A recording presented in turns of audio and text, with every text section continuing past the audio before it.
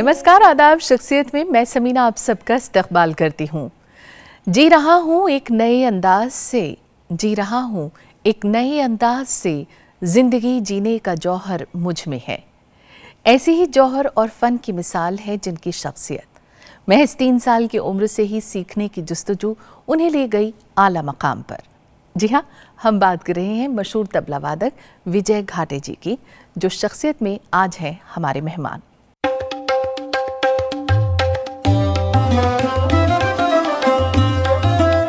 बेहतरीन अंदाज, मशहूर शख्सियत, तबले पर जादू की तरह थिरकती हैं जिनकी उंगलियां।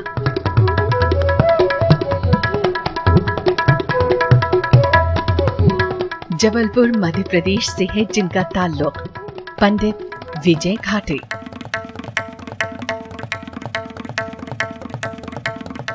पंडित विजय घाटे जिनकी पैदाइश 18 अक्टूबर 1964 को जबलपुर मध्य प्रदेश में हुई। तकरीबन 2.5 साल की उम्र से ही सीखना शुरू कर दिया। घर में संगीत का माहौल था और ऐसे में देखते ही देखते इनकी जिंदगी को एक नया आयाम मिला और इसमें इनके माता पिता का भरपूर सहयोग रहा।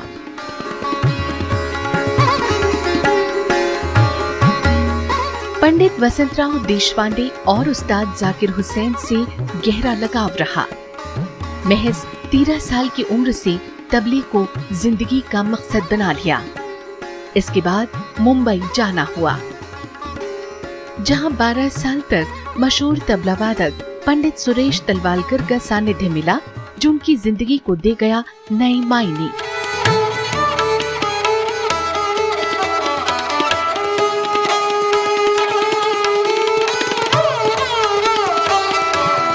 पंडित विजय घाटे, जिन्होंने अब तक कई खूबसूरत और यादगार कार्यक्रमों को पेश किया।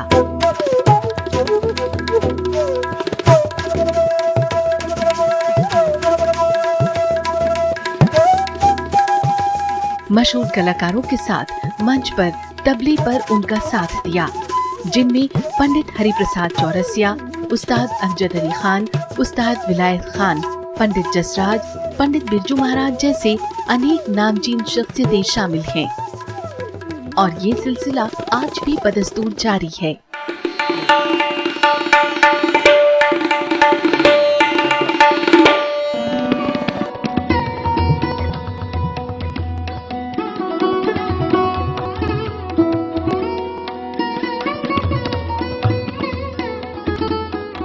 पंडित विजय घाटे, जिन्हें अब तक कई बड़े अवार्ड से नवाजा जा चुका है,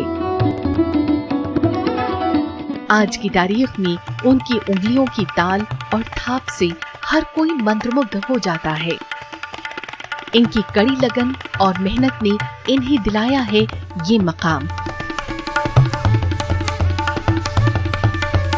और अब इनकी जिंदगी का ये कारवां मुश्किल तरीन रास्तों से गुजरता हुआ कामयाबी और शोहरत की राह पर गामजन है। स्वागत है विजय घाटे जी शख्सियत में आपका। बेपनाह खुशी है कि आज आप हम लोगों के बीच में आए हैं। और देखा जाए तो मध्य प्रदेश से आपका ताल्लुक रहा है। जी, बिल्कुल। और जबलपुर आपकी पैदाइश रही। एब्सोल्युटली। कौन सी उम्र में आपको याद पड़ता है कि आपको या आपके माता पिता को लगा कि ये बच्चा जो है ये संगीत की खिदमत करेगा? एक्चुअली ऐसे है कि हमारे घर में हमारे माँ पिताजी संगीत का शौक़ तो रहा ही है। और मेरी माता जी के जो बड़े भाई अरुण वकील साहब, वो वायलिन प्लेयर थे। अच्छा।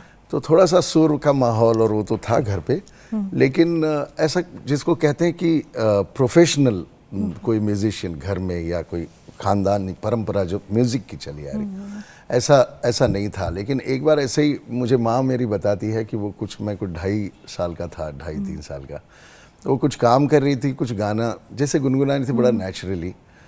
तो एक मराठी गाना था कोई, वो उन्होंने गाना शुरू किया और मैं वहाँ खेल रहा था। हाँ। तो ये तो बाद में उनको याद आया सब, ये तो नेचुरल प्रोसेस में सब चल रहा था। तो वो गाना जैसे वो गाती थी तो वो जो सम आती थी वहाँ मैं हाथ मारता था। तो उनको लगा कि ये एक्सीडेंटली कुछ हो गया। फिर लेकिन उन्होंने फिर उसको वो गेम उन्होंने खेल बना दिया। वो गाने चेंज करने लगी और देखने लगी कि मैं सही जगह पे वाकई हाथ कर रहा हूँ क्या। हाँ। तो उन्होंने फिर हमारे पिताजी को बताया कि ऐसा ऐसा मुझे लग रहा है कि इसमें कुछ रिदम का है, क्योंकि ये अपने आप ही ऐसा मालूम पड़ रहा है। तो फिर उन्होंने भी देखा, फिर धीरे धीरे कुछ दिन गए, फिर उन्होंने मुझे 2 साबुन के डिब्बे टीन के अच्छा। ला के दिए हाँ। खेलने के लिए। हाँ। तो माँ ने गाना कुछ शुरू किया तो मैंने उस पर बाकायदा ठेका बजाना शुरू किया। मतलब ऐसा जैसे तब ना है या घे है तो ऐसा सिखाया नहीं, तो मैं एकदम अच्छा। ऐसा वो डिब्बों पे। हाँ। तो वो बड़ा ताज्जुब, वो एक ऊपर वाले की कृपा रही। फिर उस टाइम पे तो इतना टीवी और ये नहीं था, लेकिन फिर भी उस एरिया में जबलपुर वो मोहल्लों में कभी गणेश जी के प्रोग्राम हो रहे, कभी यहाँ हो रहे, तो हमारी माँ गाती थी फिल्मी गाने जैसे सावन का महीना पवन करे शोर। तो उसमें तो काफ़ी देर ठेका नहीं है, तो जैसे जिया रे बलमा नाचे मोर, तो मैं ये शुरू होता था एकदम छोटा 3 साल का तकिए पे बैठ के। तो लोगों को बहुत मजा आता था। तो इस तरह के प्रोग्राम मेरे बजाने वहाँ पे उस समय पे बहुत शुरू हुए। 8 साल की उम्र में फिर मेरे ख्याल से आपने भातखंडे संगीत विद्यालय में बाकायदा संगीत की तालीम आपकी शुरू जी जी जी बिल्कुल, क्योंकि मेरी स्कूली पढ़ाई शुरू हो गई थी। मेरे पिताजी को फिर ये शौक जैसे हो जाता कि मेरा बच्चा, तो बड़े बड़े कलाकार आते थे तो पिताजी मुझे लेके जाते थे गोदी में और सबको मिलवाते थे और सुनवाते थे कि देखिए। तो काफ़ी आशीर्वाद देते थे लोग, कुछ अपने नोट पे कुछ सिग्नेचर वगैरह ऑटोग्राफ वगैरह करके भी काफ़ी कलाकारों ने दिए। तो उसमें एक बार वसंतराव देशपांडे जी आए थे और तो उनके पास पिताजी लेके गए, पंडित वसंतराव देशपांडे जी जो गाने वाले। तो उन्होंने पिताजी को बहुत डांटा एक्चुअली। अच्छा। उन्होंने कहा कि ये बहुत गलत है, तुमको अगर तुम्हारे बच्चे को किसी इतना बड़ा टैलेंट अगर मिला है, भगवान ने दिया है, तो उसको सिखाओ, उसकी नुमाइश बंद कर दो अभी। अगर ये नुमाइश रहेगी उम्र बढ़ जाएगी, उसके बाद वो सीखना उसका होगा नहीं और फिर ये टैलेंट वेस्ट हो जाएगा। तो तब मेरे पिताजी को एकदम से ऐसा लगा कि नहीं ठीक है। फिर उन्होंने मुझे भातखंडे संगीत महाविद्यालय में, वहाँ पे पंडित किरण देशपांडे जी तब सिखाते थे, तो उनके पास फिर मैं, तो वो एक तबले की तालीम से ज़्यादा फिर वो एक नॉर्मल रूटीन हो गया, जैसे स्कूली पढ़ाई हो गई, वहाँ से आए फिर कुछ खेलने वगैरह गए और फिर वहाँ से कुछ 7 या 8 बजे का वक्त होता था भातखंडे संगीत महाविद्यालय, तो रोज़ाना की क्लास 1 घंटे की वो होती थी। कोई रूटीन एक इस तरह से हुआ। फिर वो ऐसा मतलब स्पेशली तालीम जिसको कहते हैं तबले की या किसी कला की जैसे तालीम, उस तरह से उस वक्त नहीं था। मुझे ये बताइए आपका ये जो शौक रहा, ये कब प्रोफेशन बनने की राह पर निकल पड़ा? वो मैं ऐसे कुछ, मेरा ख्याल है मैं 7th स्टैंडर्ड में था, 7th में, हाँ। उस वक्त वो ITC की कॉन्फ्रेंसेस होती थी अलग अलग शहरों में, तो वहाँ पे 3 दिन का वो जलसा होता था ITC का। तो एक दिन इंस्ट्रूमेंट्स की बात बता रहा हूँ जिस वजह से मेरा लाइफ पूरी ज़िंदगी चेंज हो गई। एक दिन VG जोग साहब थे, एक दिन पंडित इंद्रनील भट्टाचार्य जी थे और एक दिन पंडित बृजभूषण काबरा साहब, और उनके साथ तबले पे उस्ताद जाकिर हुसैन। अच्छा। तो जाकिर साहब का जिक्र तो तब भी बहुत, वो आने के पहले भी जिक्र होता था कि उस्ताद अल्लाह का खां साहब के लड़के बहुत अच्छा बजा रहे हैं। और ये जब मैंने वो पहला उनका मैंने प्रोग्राम सुना है बृजभूषण काबरा जी के साथ, वो मुझे उनकी बजाई हुई गत वगैरह भी अभी तक याद है। वो सुन के मुझे ऐसा लगा कि तबला क्या होता है, वो एकदम जैसे आप समझिए जैसे साक्षात्कार हुआ। वो 3 दिन जो तबला मैंने सुना उनका, जो साउंड और बजाना और उनका जो टोटली सब कुछ, तो वो मुझे एकदम से ऐसा कह सकते हैं कि मैं थोड़ा सा एकदम हिल गया मैं लाइफ में। तो इस तरह से मैं बहुत ही जुड़ गया। फिर मैंने पिताजी से कहा कि नहीं, मुझे कैसे भी करके तबला ही। तो फिर वो मैं जो अभी थोड़ी देर पहले जिक्र कर रहा था, तो हम पंडित किरण देशपांडे जी का तबादला हो गया भोपाल में। तो फिर मैं 2 साल मैं भोपाल रहा। तो वहाँ भी फिर सीखने का वहाँ मौका पे फिर मिला? मैं किरण देशपांडे जी के पास सीखता था। स्कॉलरशिप भी मिली फिर आपको? फिर मुझे वो नेशनल टैलेंट रिसर्च स्कॉलरशिप जो दिल्ली की है, वो मुझे तब वहाँ पे मैंने वो इंटरव्यू किया और वो जो एग्ज़ाम होती है उनकी वो दी, तो तब वो मिली। तब मुझे फिर बॉम्बे आने का, मैं वही जानना चाह रही थी कि जब आपको ये स्कॉलरशिप मिली और फिर आप उसके बाद आपका मुंबई का सफ़र शुरू होता है। यकीनन हर कलाकार की ज़िंदगी में एकदम से तो जिसे कहते हैं ना सफलता हाथ आती नहीं है, बहुत संघर्ष करना पड़ता है। और आप जिस वर्ग से पहुँचे थे, आपका कोई संगीत का कोई बैकग्राउंड नहीं था। बिल्कुल आपने अपने आप को खुद मनवाया, खुद मेहनत की, खुद इस मकाम तक पहुँचे। तो वो संघर्ष के दिन कभी याद आते होंगे? बहुत अच्छा टाइम बिताया। मतलब संघर्ष आप ऐसा कह सकते हैं, जिसको हम लोग स्ट्रगल कहते हैं, कि इतना कंफर्टेबल लाइफ बिल्कुल ही नहीं होता था। क्योंकि जब मेरी स्कॉलरशिप ख़त्म हो गई और मेरे प्रोग्राम तब कुछ नहीं होते थे, धीरे धीरे प्रोग्राम, तो कोई इक्का दुक्का कहीं कुछ प्रोग्राम बजाए, तो वो तो बहुत ही कठिन समय था। लेकिन मतलब मुझे याद है कठिन किस तरह से था कि मैं लोगों के पास रियाज करने जब जाता था, तो मैं ये देख के जाता था कि खाने के समय जाए अगल बगल में खाने का समय हो, कि ताकि वो होने के बाद या उसके पहले कोई फिर मुझे कहे कि आओ भाई खाना खा लो। तो खाना खा। मुझे ये बताइए कि अमूमन जैसे अभी आपने अरुण वकील जी का जिक्र किया था, रेडियो स्टेशन से आप एक बड़ी आसानी से जुड़ सकते थे, एक अच्छा प्लेटफॉर्म आपके लिए हो सकता था। लेकिन आपने संघर्ष करना कबूल किया, आपने फ्रीलांस रहकर अपने आप को साबित करना कबूल किया बनिस्बत एक आसान सी एक नौकरी पकड़ते और आप वहाँ लाइवलीहुड अपना जी सकते। मैंने एक्चुअली मुझे करना पड़ा 88 में मैंने आकाशवाणी की नौकरी, क्योंकि वो समय वाकई आप जैसे कह रहे हैं वो काफ़ी कठिन समय था, तो उस वजह से मैंने नौकरी की आकाशवाणी सांगली महाराष्ट्र में। वहाँ पे मैं तबला प्लेयर स्टाफ आर्टिस्ट करके था। तो अमूमन 1 साल या 1.5 साल में वहाँ पे पंडित जसराज जी आए कोल्हापुर में, वो सांगली से नज़दीक है कोल्हापुर। तो मैं वहाँ पे उनके साथ बजाने के लिए मुझे मौका मिला। तो वो प्रोग्राम होने के बाद उन्होंने मुझे कहा, उनके वर्ड्स बता रहा हूँ, कि आकाशवाणी में काम करके जो तुम जिस तरह का तबला बजा रहे हो, ये भविष्य बताएगा कि तुम क्या कर सकते हो। पहले इसे आकाशवाणी को छोड़ दो।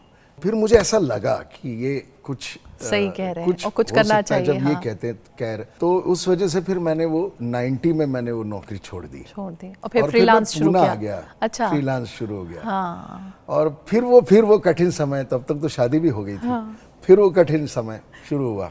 बिल्कुल विजय जी, आपसे बातचीत का हम सिलसिला ज़रूर जारी रखेंगे, लेकिन कुछ आपके अपने हैं जिन्होंने अपनी राय का इजहार किया है आपके आज तक के सफ़र को लेकर। मैं चाहूँगी आप भी सुने उन्हें और देखें कि आपके अपने आपके लिए क्या कहते हैं। आइए देखते। पंडित विजय घाटे जी इस क्लास के तबला नवाज हैं। मैंने उनको कोल्हापुर में सुना, मेरे साथ बजाया उन्होंने। तब वो सांगली रेडियो स्टेशन में काम करते थे। मैंने कहा कि आप क्या करते हैं विजय बाबू, तबला तो बजाते हैं और आप यहाँ कैसे हैं? कि मैं सांगली स्टेशन में सर्विस करता हूँ। मैंने कहा छोड़ो इस सर्विस को और सीधे बम्बई का टिकट कटाओ या मेरे साथ चलो। बोले अच्छा पंडित जी, मैं आ जाता हूँ। और बस वो आए और इतने छा गए, इतनी जल्दी छा गए कि कोई ऐसा बड़ा कलाकार नहीं है जो विजय घाटे को नहीं चाहता हो। बहुत आगे बढ़ने वाले कलाकार हैं, भगवान उनको बहुत कामयाब महसूस करे और कामयाबियों के शिखर पे जाएं। जय हो। हाँ भाई विजय, तुम्हें विजय घाटे के नाम से सभी जानते हैं। तुम्हारे बजाने में बड़ी चतुरता है और खूब मूड में बजाते हो, और तुम्हारे ख़ास करके गर्दन जिस वक्त उलझन के साथ जब डोलती है तो लोगों को और भी मज़ा आने लगता है। और केश, सुंदर से केश, मतलब ये सब चीज़ें जुड़ती हैं, मतलब क्योंकि एक्शन, एक्सप्रेशंस, और अगर उसके बगैर अगर तबला सीधा कोई बजाता रहे चुपचाप बैठा हुआ तो मूर्ति की तरह, तो मज़ा नहीं आता। उसका आनंद लेने का जो असर है अपने सर के ऊपर, बॉडी के ऊपर, जो बजने का आनंद है, वो तो होना ही चाहिए। वही तुम्हारे साथ तुम्हारा काफ़ी साथ रहा है, और तुम बजाए भी और अच्छा बजाए हो, अच्छी सूझ है तुम्हारे हाथों में, और सब लोग प्रशंसा भी करते हैं और कई लोगों के साथ बजाते रहते हो। पर मेरी बहुत बहुत आशीर्वाद और शुभकामना तो करूँगा, अब फिर से मिलूँगा। तुम्हारे परिवार को, सबको हमारी तरफ से बहुत बहुत शुभकामना। अच्छे रहो। क्या कहना चाहेंगे इनके लिए आप?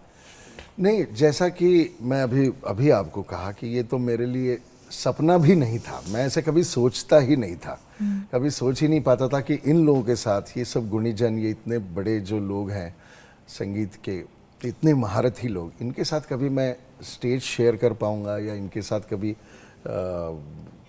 क्या कहते हैं, थोड़ा सा जर्नी होगी, कभी ट्रैवलिंग होगा, कभी ये ऐसा कभी सोचा ही नहीं था। तो ये मेरे लिए तो आप समझ सकती हैं। विजय जी, बातचीत का सिलसिला हम आपसे जारी रखेंगे। ले रहे हैं हम एक छोटा सा ब्रेक, हाजिर होते हैं बस थोड़ी देर में। आप देखते रहिए शख्सियत।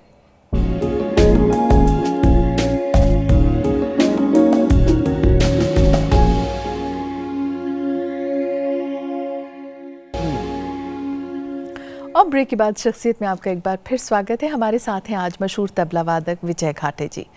विजय जी, ये बताइए कि पहला कॉन्सर्ट तो हर आदमी की ज़िंदगी का बड़ा यादगार कॉन्सर्ट रहता है। मेरे ख्याल से आपका पहला कॉन्सर्ट पेरिस में रहा। जी, वो इत्तेफाकन ऐसा रहा कि पंडित रामनारायण जी के साथ मेरे गुरुजी पंडित सुरेश तलवलकर जी काफ़ी उनके साथ संगत रेगुलरली करते थे। तो पंडित जी के साथ कुछ उस वक्त ऐसा हो गया कि हमारे गुरुजी नहीं जा पा रहे थे। तब वो इंडिया फेस्टिवल था, फ्रेंच और इंडिया ऐसा कोलैबोरेट करके उन्होंने वहाँ पे फेस्टिवल किया था। तो उस वक्त उन्होंने मुझे फिर हमारे गुरुजी ने पंडित जी को कहा कि ये अच्छा है, इसको आप लेके जाइए। तो वो उन्होंने कहा ठीक है। तो वो मेरे लिए बड़ा, लेकिन वो भी कमाल की चीज़ है, वो मैं कभी भूलता नहीं। पहला कॉन्सर्ट तो म्यूज़िक के लिए लोग याद करते हैं, मेरे लिए तो वो ट्रैवलिंग ही बहुत ज़्यादा, क्योंकि मैंने तो कभी हवाई जहाज़ भी नहीं देखा था एयरपोर्ट नहीं देखे थे। हाँ। और वो अब मेरी उम्र मुश्किल से 17 साल की रही होगी, 17-18 साल की, तो कुछ भी किसी चीज़ का कोई एक्सपीरियंस नहीं।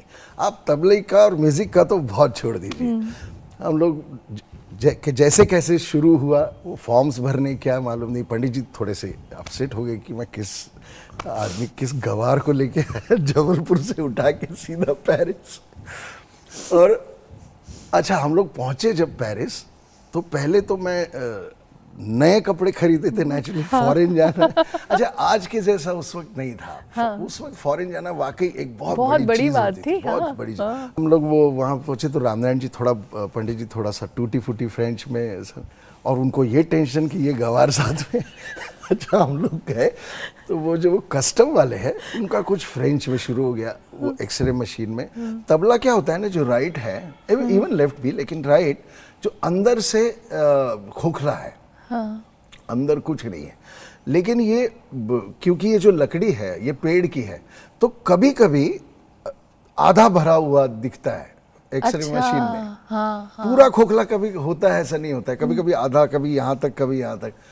तो वो मेरे नसीब से वो तबला कुछ उनको लगा कि भरा हुआ है, इसमें कुछ भर के लाया है, तो वो तो छुरा लेके आ गए वहाँ पे वो कस्टम वाले। अब मेरी तो पसीना पसीना, और सूट पहना हुआ मैंने। हाँ। कपड़े पूरा पसीना पसीना अंदर से। और मुझे वो लोग अंदर लेके गए इंक्वायरी के लिए। अब वो सारी सूटकेस पूरे खोले कि ये देखो, सब नए नए कपड़े निकाले, और ये सब जो खरीदारी की थी, शॉपिंग, वो सब निकली वहाँ पे। अब पंडित जी को मालूम पड़ा कि ऐसा ऐसा हो गया, तो वो तो छुरा वुरा लेके आए।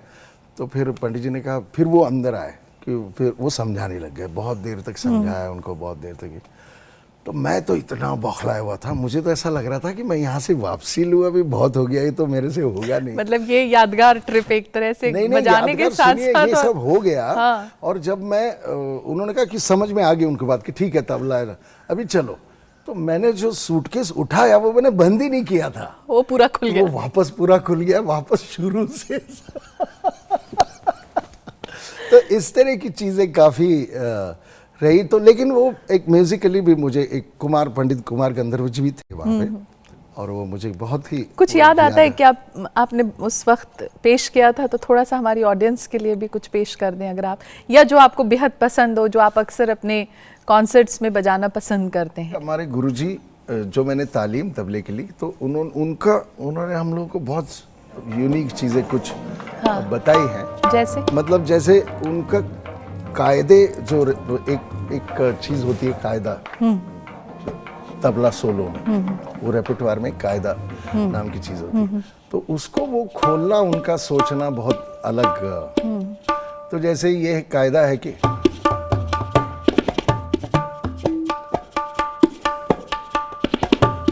ये है धाति धागे ना था तेरे किट धाति धागे तिन ना के ना था ते ताके ना था तेरे किट धाते। तो उनकी सोच बहुत अलग अलग तरह से इसको वो सोचते थे, और हर कायदे को उन्होंने कैसे खोलते हैं, कैसे उसको, ये कविता की तरह होता है।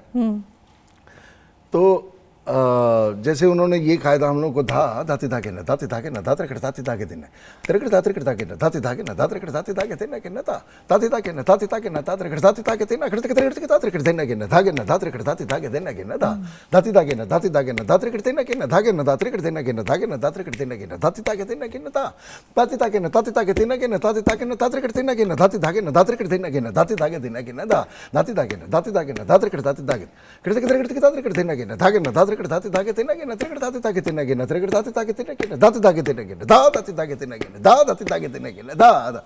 तो ये इस तरह से वो उनका सोचना कायदों के बारे में और चीज़ों के बारे में, जैसे मैंने अभी कहा।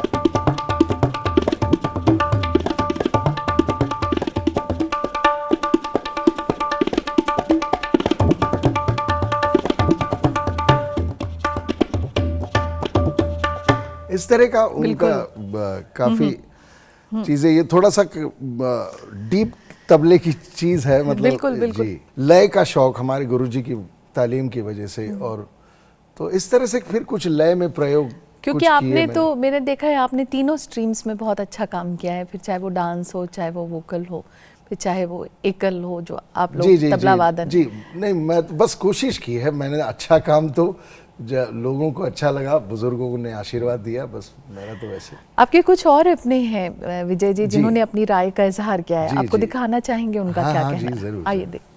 पंडित विजय घाटे, मैं आपको बहुत बहुत मुबारकबाद पेश करता हूँ। मुझे बहुत खुशी है कि पद्मश्री मिला है पंडित विजय घाटे जी को, और ये बहुत इन्होंने सेवा करी है अपने गुरुओं की, और हर कलाकार का इन्होंने दिल जीता है, और यही ऐसे ही ये प्यार मोहब्बत से अपनी यात्रा पूरी करें। हम सबकी, हमारे पूरे परिवार की शुभकामनाएं इनके साथ हैं।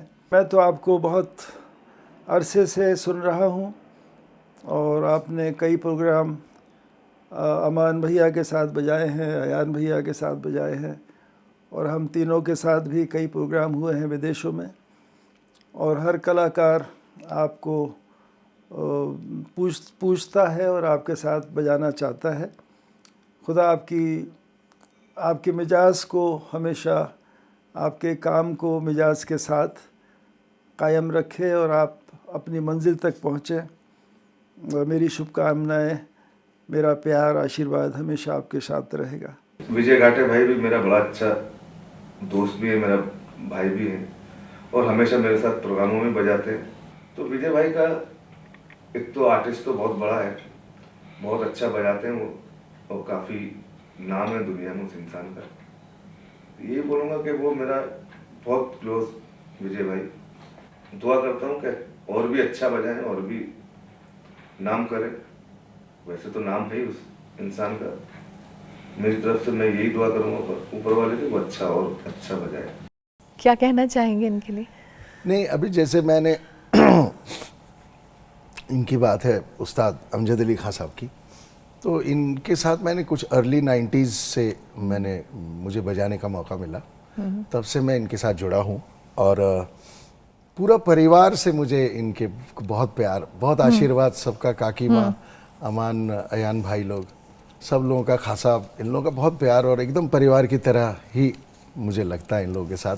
जो मैं ये जानना चाह रही थी कि तालचक्र जो आप कर रहे हैं ये बड़ा अद्भुत है अपने आप में, लोग इसे काफ़ी पसंद कर रहे हैं, उसके बारे में बताइए थोड़ा।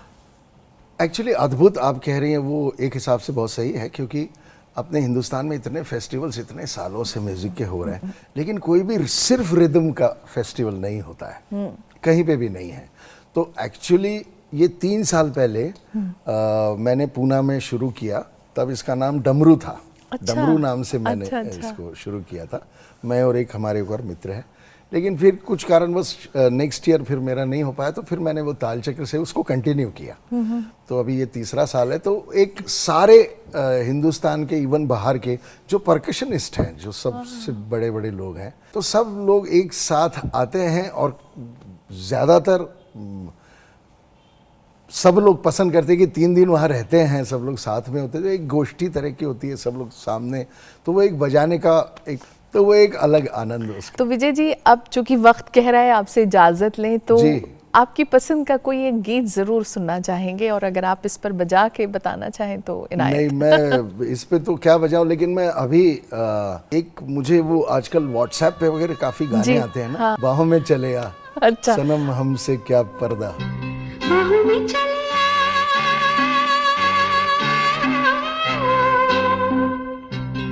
आ, हमसे सनम क्या पर्दा, हमसे सनम क्या पर्दा, ये आज का नहीं मिलन,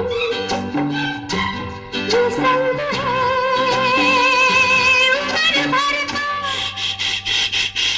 विजय जी, आज आप शख्सियत में आए, हम लोगों के बीच ये वक्त गुजारा, आपका बहुत बहुत शुक्रिया। बहुत बहुत शुक्रिया, मुझे भी बहुत अच्छा लगा, थैंक यू सो मच। तो शख्सियत में आज फिलहाल इतना ही। एक और खूबसूरत सितारे के साथ आपसे होगी जल्द मुलाकात। इजाज़त दीजिए, नमस्कार, आदाब।